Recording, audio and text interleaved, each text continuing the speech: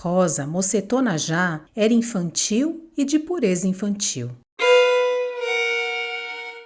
Olá, sejam muito bem-vindos ao canal Liber Audiolivro. Eu sou a Giovana e hoje vou ler o conto O Besouro e a Rosa, do escritor brasileiro Mário de Andrade. Se quiser informações sobre o autor, clique no card que aparece no canto direito superior ou no link na descrição do vídeo.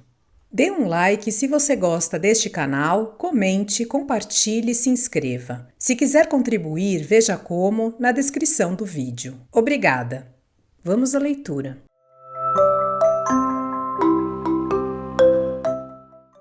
Belas Arte me contou.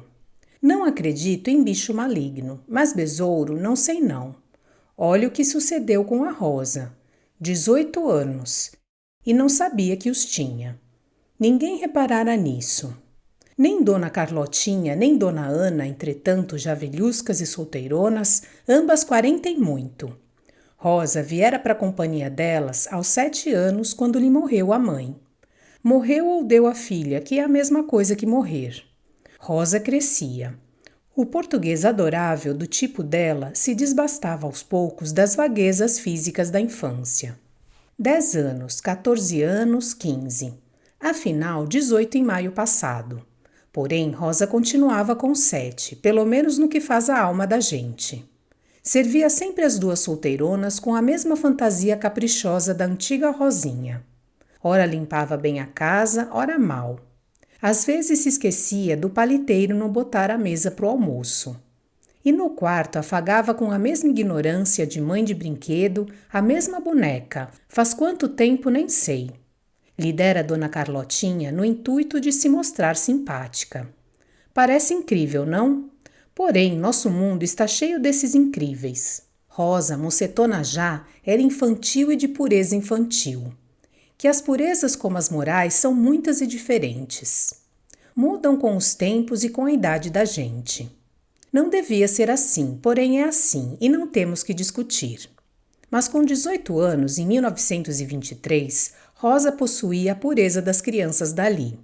Pela Batalha do Riachuelo, mais ou menos. Isso, das crianças de 1865. Rosa, que anacronismo! Na casinha em que moravam as três, caminho da Lapa, a mocidade dela se desenvolvera só no corpo.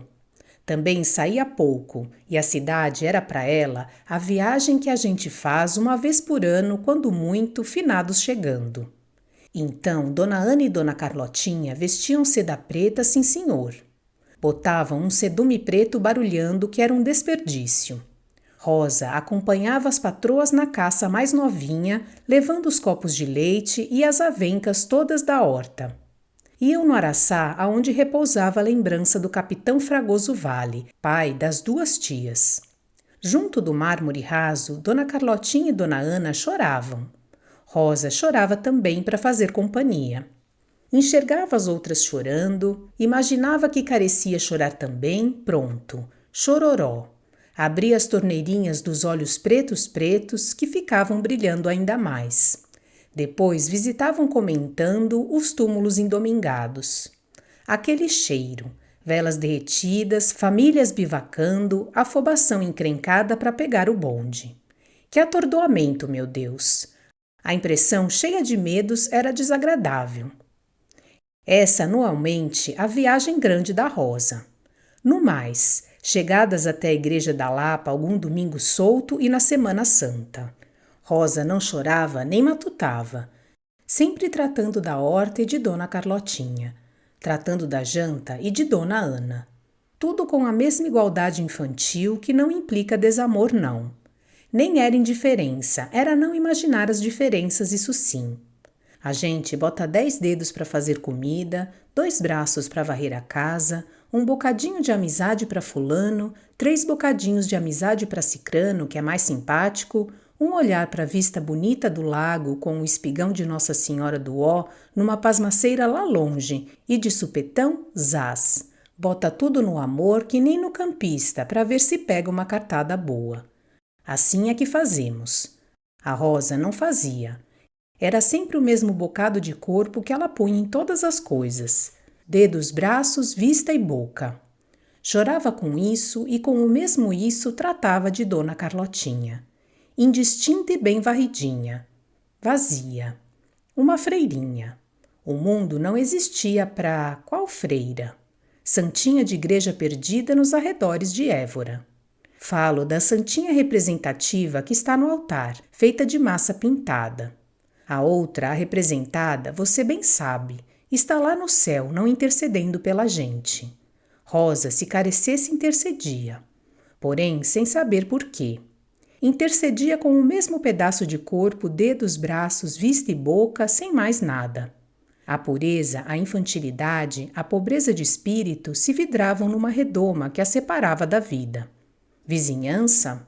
Só a casinha além, na mesma rua sem calçamento, barro escuro, verde de capim livre. A viela era engolida num rompante pelo chinfrim civilizado da Rua dos Bondes. Mas já na esquina, a vendinha de seu Costa impedia a Rosa de entrar na Rua dos Bondes. E seu Costa passava dos 50, viúvo sem filhos, pitando num cachimbo fedido. Rosa parava ali.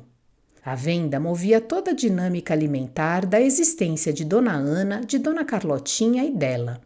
E isso nas horas apressadas da manhã, depois de ferver o leite que o leiteiro deixava muito cedo no portão. Rosa saudava as vizinhas da outra casa. De longe em longe parava um minuto conversando com a Ricardina. Porém, não tinha assunto. O que havia de fazer? Partia depressa. Com essas despreocupações de viver e de gostar da vida, como é que podia reparar na própria mocidade? Não podia. Só quem pôs reparo nisso foi o João. De primeiro, ele enrolava os 2 pães no papel acinzentado e atirava o embrulho na varanda. Batia para saberem e ia-se embora, trim-glim, glim-glim, na carrocinha dele. Só quando a chuva era de vento, esperava com o embrulho na mão. Bom dia. Bom dia. Que chuva. Um horror. Até amanhã. Até amanhã. Porém, de uma feita, quando embrulhava os pães na carrocinha, percebeu Rosa que voltava da venda. Esperou muito naturalmente, não era nenhum malcriado não. O sol dava de chapa no corpo que vinha vindo. Foi então que João pôs reparo na mudança da Rosa. Estava outra.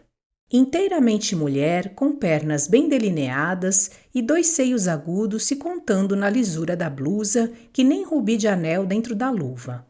Isto é, João não viu nada disso, estou fantasiando a história. Depois do século XIX, os contadores parece que se sentem na obrigação de esmiuçar com sem-vergonhice essas coisas. Nem aquela cor de maçã camoesa amorenada limpa, nem aqueles olhos de esplendor solar. João reparou apenas que tinha um mal-estar por dentro e concluiu que o mal-estar vinha da Rosa. Era a Rosa que estava dando aquilo nele, não tem dúvida. Alastrou um riso perdido na cara. Foi-se embora tonto, sem nem falar bom dia direito. Mas daí em diante não jogou mais os pães no passeio. Esperava que a Rosa viesse buscá-los das mãos dele. Bom dia, bom dia. Por que não atirou? Pode sujar. Até amanhã, Rosa. Sentia o tal de mal-estar e ia-se embora. João era quase uma Rosa também. Só que tinha pai e mãe, isso ensina a gente. E talvez por causa dos 20 anos... De deveras chegava nessa idade sem contato de mulher, porém os sonhos o atiçavam. Vivia mordido de impaciências curtas. Porém fazia pão, entregava pão e dormia cedo. Domingo jogava futebol no Lapa Atlético. Quando descobriu que não podia mais viver sem a Rosa, confessou tudo para o pai. Pois casa, filho, é rapariga boa, não é? É, meu pai. Pois então casa, a padaria é tua mesmo, não tenho mais filhos, e se a rapariga é boa... Nessa tarde, Dona Ana e Dona Carlotinha recebiam a visita envergonhada do João. Que custo falar aquilo? Afinal, quando elas adivinharam que aquele mocetão, manco da fala, porém sereno de gestos, lhes levava a Rosa, se comoveram muito. Se comoveram porque acharam o caso muito bonito, muito comovente. E num instante repararam também que a criadinha estava uma mocetona já. Carecia se casar. Que maravilha! Rosa se casava. Havia de ter filhos. Elas seriam as madrinhas. Quase se desvirginaram no gozo de serem mães dos filhos da Rosinha. Se sentiam até abraçadas, apertadas e cruz credo. Faziam cada pecadão na inconsciência. Rosa. Senhora? Venha cá. Já vou, sim, senhora. Ainda não sabiam se o João era bom, mas parecia. E queriam gozar o encafifamento de Rosa e do moço, que maravilha! Apertados nos batentes da porta, relumearam 18 anos fresquinhos. Rosa, olha aqui. O moço veio pedir você em casamento. Pedir o quê? O moço diz que quer casar com você. Rosa fizera da boca uma roda vermelha, os dentes regulares muito brancos. Não se envergonhou, não baixou os olhos. Rosa principiou a chorar. Fugiu para dentro soluçando. Dona Carlotinha foi encontrar ela sentada na tripeça junto do fogão. Chorava gritadinho, soluçava aguçando os ombros, desamparada. Rosa, que é isso? Então é assim que se faz? Se você não quer, fale. Não, Dona Carlotinha não. Como é que vai ser?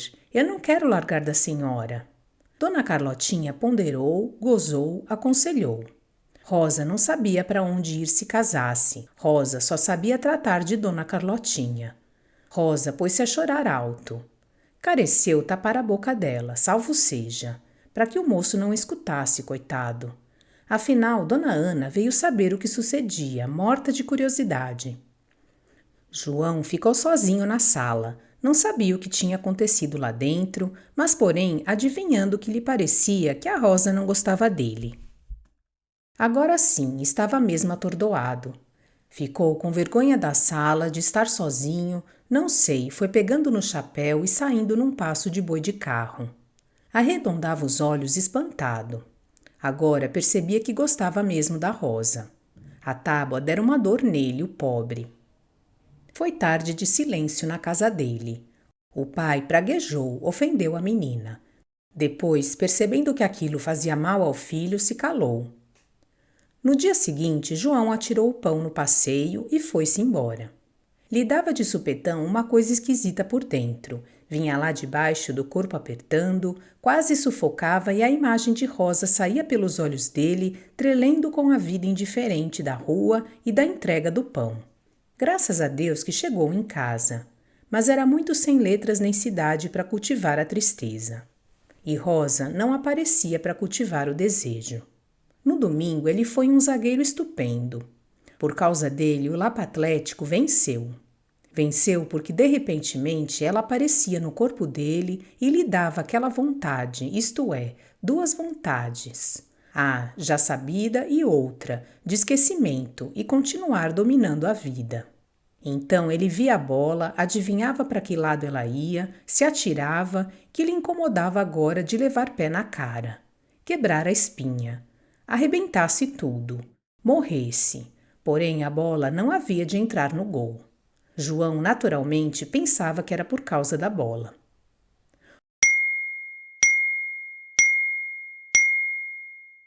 Rosa, quando viu que não deixava mesmo Dona Ana e Dona Carlotinha, teve um alegrão. Cantou. Agora é que o besouro entra em cena. Rosa sentiu uma calma grande e não pensou mais no João. Você se esqueceu do paliteiro outra vez. Dona Ana, me desculpe. Continuou limpando a casa, ora bem, ora mal. Continuou ninando a boneca de louça. Continuou. Essa noite muito quente quis dormir com a janela aberta. Rolava satisfeito o corpo nu dentro da camisola e depois dormiu. Um besouro entrou. Zzz, zzz, zum, pá. Rosa, dormida, estremeceu a sensação daquelas pernas metálicas no colo. Abriu os olhos na escureza. O besouro passeava lentamente. Encontrou o orifício da camisola e avançava pelo vale ardente entre morros. Rosa imaginou uma mordida horrível no peito. Sentou-se num pulo, comprimindo o colo. Com o movimento, o besouro se despegara da epiderme lisa e tombara na barriga dela. Zzz, tz, tz. Rosa soltou um grito agudíssimo. Caiu na cama, se estorcendo. O bicho continuava descendo. Zzz. Afinal, se emaranhou. Tzz, tzz. Estava preso. Rosa estirava as pernas com endurecimento de ataque. Rolava. Caiu. Dona Ana e Dona Carlotinha vieram encontrá-la assim, espasmódica, com a espuma escorrendo do canto da boca. Olhos esgazeados, relampejando que nem brasa. Mas como saber o que era? Rosa não falava, se contorcendo. Porém, Dona Ana, orientada pelo gesto que a pobre repetia, descobriu o bicho.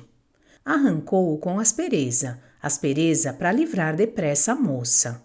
E foi uma dificuldade acalmá-la. Ia sossegando, sossegando. De repente voltava tudo e era tal e qual ataque. Atirava as cobertas, rosnava, se contorcendo, olhos revirados. Terror sem fundamento, bem se vê. Nova trabalheira. Lavaram ela. Dona Carlotinha se deu ao trabalho de acender fogo para ter água morna que sossega mais, dizem. Trocaram a camisola, muita água com açúcar. Também porque você deixou a janela aberta, Rosa. Só umas 2 horas depois, tudo dormia na casa outra vez. Tudo não. 2 olhos fixando a treva, atentos a qualquer ressaibo perdido de luz e aos vultos silenciosos da escuridão. Rosa não dorme toda a noite. Afinal, escuta os ruídos da casa acordando. Dona Ana vem saber. Rosa finge dormir desarrazoadamente enraivecida. Tem um ódio daquela coroca. Tem nojo de Dona Carlotinha. Ouve o estalo da lenha no fogo. E escuta o barulho do pão atirado contra a porta do passeio. Rosa esfrega os dedos fortemente pelo corpo. Se espreguiça. Afinal, levantou. Agora caminha mais pausado. Traz uma seriedade nunca vista ainda na comissura dos lábios. Que negrores nas pálpebras. Pensa que vai trabalhar e trabalha. Limpa com dever a casa toda, botando 10 dedos para fazer a comida, botando 2 braços para varrer, botando os olhos na mesa para não esquecer o paliteiro. Dona Carlotinha se resfriou, pois Rosa lhe dá uma porção de amizade. Prepara chás para ela. Senta na cabeceira da cama, velando muito, sem falar. As 2 velhas olham para ela ressabiadas. Não a reconhecem mais e têm medo da estranha. Com efeito, Rosa mudou, é outra Rosa. E uma Rosa aberta, imperativa, enérgica. Se impõe. Dona Carlotinha tem medo de lhe perguntar se passou bem a noite. Dona Ana tem medo de lhe aconselhar que descanse mais. E sábado, porém, podia lavar a casa na segunda-feira. Rosa lava a casa toda como nunca lavou. Faz uma limpeza completa no próprio quarto. A boneca, Rosa lhe desgruda os últimos crespos da cabeça, gesto frio. Afunda um olho dela portuguesmente a Camões. Porém, pensa que Dona Carlotinha vai sentir. A gente nunca deve dar desgostos inúteis aos outros. A vida é já tão cheia deles, pensa. Suspira. Esconde a boneca no fundo da canastra. Quando foi dormir, teve um pavor repentino. Dormir só. E se ficar solteira? O pensamento salta na cabeça dela assim, sem razão. Rosa tem um medo doloroso de ficar solteira. Um medo impaciente, sobretudo impaciente, de ficar solteira. Isso é medonho. É uma vergonha. Se vê bem que nunca tinha sofrido a coitada. Toda a noite não dormiu. Não sei a que horas a cama se tornou insuportavelmente solitária para ela. Se ergue. Escancara a janela, entra com o peito na noite, desesperadamente temerária. Rosa espera o besouro. Não tem besouros essa noite. Ficou se cansando naquela posição à espera. Não sabia o que estava esperando. Nós é que sabemos, não? Porém, o besouro não vinha mesmo. Era uma noite quente. A vida latejava num ador de estrelas pipocantes e móveis. Um silêncio. O sono de todos os homens dormindo indiferentes, sem se amolar com ela. O cheiro de campo requeimado endurecia o ar que parara de circular, não entrava no peito. Não tinha mesmo nada na noite vazia. Rosa espera mais um poucadinho. Desiludida, se deita depois. Adormece agitada. Sonha misturas impossíveis. Sonha que acabaram todos os besouros desse mundo e que um grupo de moças caçou a dela zumbindo, solteira, às gargalhadas. Chora em sonho. No outro dia, Dona Ana pensa que carece passear a moça. Vão na missa. Rosa segue na frente e vai namorar todos os homens que encontra. Tem de prender um. Qualquer. Tem de prender um para não ficar solteira. Na venda de seu Costa, Pedro Mulatão já veio beber a primeira pinga do dia. Rosa tira uma linha para ele que mais parece de mulher da vida. Pedro Mulatão sente um desejo fácil daquele corpo e segue atrás. Rosa sabe disso. Quem é aquele homem? Isso não sabe.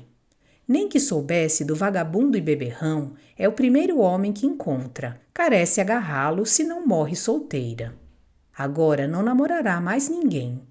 Se finge de inocente virgem, riquezas que não tem mais. Porém é artista e representa. De vez em quando se vira para olhar. Olha Dona Ana. Se ri para ela nesse riso provocante que enche os corpos de vontade. Na saída da missa, outro olhar mais canalha ainda. Pedro Mulatão para na venda. Bebe mais e trama coisas feias. Rosa imagina que falta açúcar só para ir na venda. É Pedro que traz o embrulho conversando. Convida-a para de noite. Ela recusa porque assim não casará. Isso para ele é indiferente. Casar ou não casar, irá pedir. Desta vez, as duas tias nem chamam Rosa. Homem repugnante, não? Como casá-la com aquele 35 anos? No mínimo de 35 para 40. E mulato amarelo pálido já descorado. Pela pinga, Nossa Senhora. Desculpasse, porém, a Rosa não queria casar. Então ela aparece e fala que quer casar com Pedro Mulatão. Elas não podem aconselhar nada diante dele, despedem Pedro. Vão tirar informações. Que volte na quinta-feira.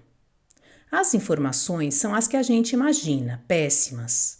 Vagabundo, chuva, mau caráter, não serve não. Rosa chora. Há de casar com Pedro Mulatão e se não deixarem ela foge. Dona Ana e Dona Carlotinha cedem com a morte na alma. Quando João soube que a Rosa ia casar, teve um desespero na barriga. Saiu tonto para espairecer. Achou companheiros e se meteu na caninha. Deixaram ele por aí, sentado na guia da calçada, manhãzinha, podre de bebedeira. O rondante fez ele se erguer. Moço, não pode dormir nesse lugar não. Vá para sua casa. Ele partiu, chorando alto, falando que não tinha culpa. Depois deitou no capim de uma travessa e dormiu. O sol o chamou. Dor de cabeça, gosto ruim na boca. E a vergonha? Nem sabe como entra em casa. O estrilo do pai é danado. Que insultos! Seu filho disto, seu não sei que mais. Palavras feias que arrepiam. Ninguém imaginaria que homem tão bom pudesse falar aquelas coisas. Ora, todo homem sabe bocagens, é só ter uma dor desesperada que elas saem. Porque o pai de João sofre deveras, tanto como a mãe que apenas chora. Chora muito. João tem repugnância de si mesmo. De tarde, quando volta do serviço, a Carmela chama ele na cerca.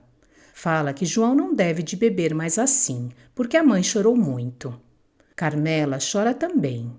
João percebe que se beber outra vez, se prejudicará demais. Jura que não cai noutra. Carmela e ele suspiram se olhando. Ficam ali. Ia me esquecendo da Rosa. Conto o resto do que sucedeu para o João um outro dia. Prepararam um enxoval apressado para ela, menos de mês. Ainda na véspera do casamento, Dona Carlotinha insistiu com ela para que mandasse o noivo embora. Pedro Mulatão era um infame, até gatuno. Deus me perdoe. Rosa não escutou nada, bateu o pé. Quis casar e casou. Meia que sentia que estava errada, porém não queria pensar e não pensava. As duas solteironas choraram muito quando ela partiu casada e vitoriosa, sem uma lágrima. Dura. Rosa foi muito infeliz. Desejo que tenham gostado do conto O Besouro e a Rosa, do escritor brasileiro Mário de Andrade. Obrigada por sua companhia e até a próxima!